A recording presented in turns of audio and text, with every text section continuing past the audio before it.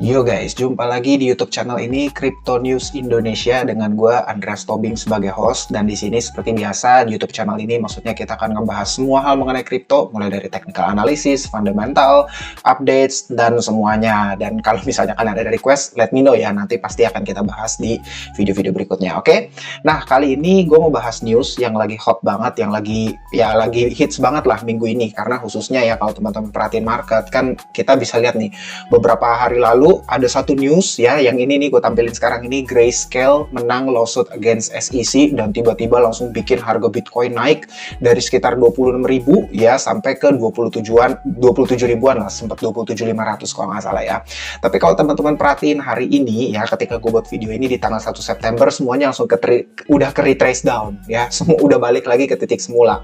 Kalau teman-teman ada cek update gue di TikTok, gue bilang hati-hati dengan pump ini ya, karena menurut gue in between Bitcoin halving semua, maksudnya gini, gejolak seperti ini pasti akan ada. Tapi obviously menurut gua real bull market ya, bull market yang sesungguhnya tentu akan start setelah Bitcoin halving ya. Itu pun nggak langsung ya, nggak benar-benar langsung. Kalau teman-teman perhatiin historinya itu bisa ada delay mungkin sekitar 2-3 bulan gitu ya. Jadi setelah Bitcoin halving ya, mungkin 2 bulan setelahnya baru nanti akan mengalami upside yang luar biasa baik.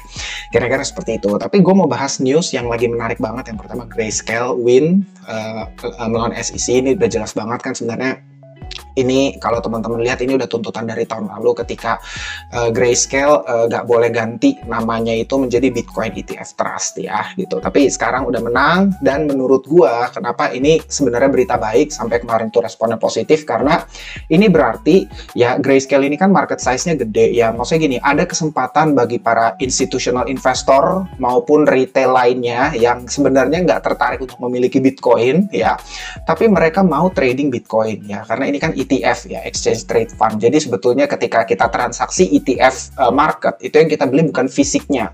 Nggak kayak kita misalnya beli di Uniswap atau kita beli di CEX kayak Binance gitu. Kan yang kita beli itu sebetulnya ya actual Bitcoin-nya gitu ya. Ada reserve Bitcoin-nya gitu ya. Dari miners langsung larinya ke CEX atau ke DEX gitu, atau ke OTC, kira-kira seperti itu ya. Jadi kalau kita beli di sana, kita beli actual Bitcoin-nya. Tapi kalau di ETF market, ya itu sebenarnya pasar turunan.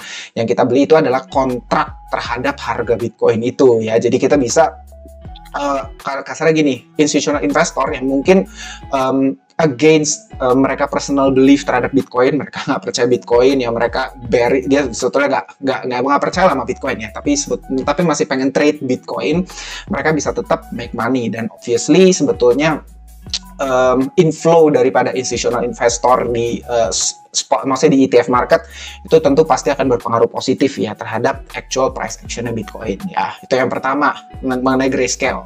Terus ada juga nih yang menarik, teman-teman lihat ya, ini sebenarnya ini selingan lah ya. Ini kalian pasti tahu perusahaan OnlyFans ya, ini perusahaan konten-konten dewasa lah ya, yang basisnya subscription. Ternyata mereka aja invest di Ethereum ya. Bisa jadi nanti someday kalian mau subscribe OnlyFans bisa pakai kripto. Menurut gue itu sangat possible pakai Ethereum atau pakai stablecoin, sangat-sangat possible menurut gue, karena I think marketnya di sana udah lumayan besar dan menurut gue customernya pasti akan beririsan. So menurut gue langkah yang sangat baik mereka invest di Ethereum dan mereka disclose itu juga ke publik. Jadi langkah ini langsung draw attention daripada para investor-investor kripto di platform ini ya. Itu yang kedua. Dan yang ketiga ini yang menarik banget, ini berita terakhir yang gue mau bahas ya, jadi kita cepet aja. Ini Shibarium ya, yang baru aja launching beberapa waktu lalu gitu ya. Ini kalau teman-teman perhatiin, teman-teman bisa lihat gue pertama kali baca ini nih di blognya Satoshi Kusama di sini ya, blog.shib.io ya, Shibarium Scaling Final Update ya. Ini mereka si Satoshi ini resmi announce kalau ini sudah launching, dan ini menarik banget menurut gua karena akhirnya Shiba Inu ya dari hanya meme token sekarang sudah punya utility ya. Utility-nya I mean kan dia punya Shibarium ini kan sebenarnya layer 2 ya, jadi chain seperti Arbitrum, Optimism gitu. Cuman dia fork daripada Polygon. Kalau teman-teman perhatiin di blognya ini terakhir dia announce kalau dia tuh fork dari Polygon gitu. Nah ini tuh bakal seru banget pada akhirnya ya, karena Shiba dari sekedar meme coin punya utility sebagai gas fee. Dan ini menarik menurut gua karena teman-teman lihat ya, kayak Arbitrum Optimism aja itu gas fee-nya masih menggunakan Ethereum. Jadi sebetulnya yang utility-nya meningkat itu adalah Ethereum ya. Kamu transaksi di jaringan Arbitrum atau Optimism, tapi gas fee-nya itu menggunakan Ethereum ya. Jadi bukan native tokennya kayak Arbitrum, bukan ya. Jadi sebenarnya ini layer 2 itu kebanyakan menguntungkan Ethereum sebetulnya ya. Jadi gas fee-nya semakin cepat, semakin scalability, transaction throughput-nya semakin tinggi, tapi di satu sisi kita bisa pakai layer 2 untuk bikin fee-nya itu lebih murah ya. Makanya ini menarik banget. Nah, Shibarium ini tuh mirip sama, ya benar, kan dia forknya Polygon ya. Kan Polygon sendiri kalau kita transaksi di jaringan Polygon, gas fee-nya pakai Matic gitu ya. Nah, dia fork Polygon, makanya dia itu gas fee-nya pun pakai Shiba. Nah, ini menarik banget ya. Walaupun kalau teman-teman lihat di sini ya, di blognya Shiba gitu kan, mereka udah start create ekosistem di sini ya, udah mulai ada yang finance-nya, ada Shiba Cost, terus ada Shiba Swap ya tentu ini kayak DEX-nya pasti ya, Shiba Eternity, ya mungkin ini DeFi-nya, ada Ship the Metaverse, ini gaming-nya ya.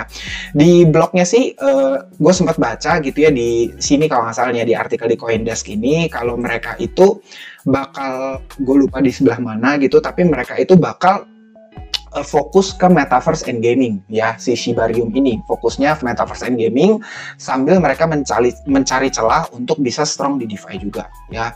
Regardless apapun itu, gue sangat excited untuk Shiba Inu, karena menurut gue Shiba ini dengan Shibarium ini punya potensi yang luar biasa baik gitu kira-kira ya. Bahkan Shiba Inu kan disupport sama salah satu legendary investor Bitcoin, Davinci Jeremy, kalau teman-teman tahu.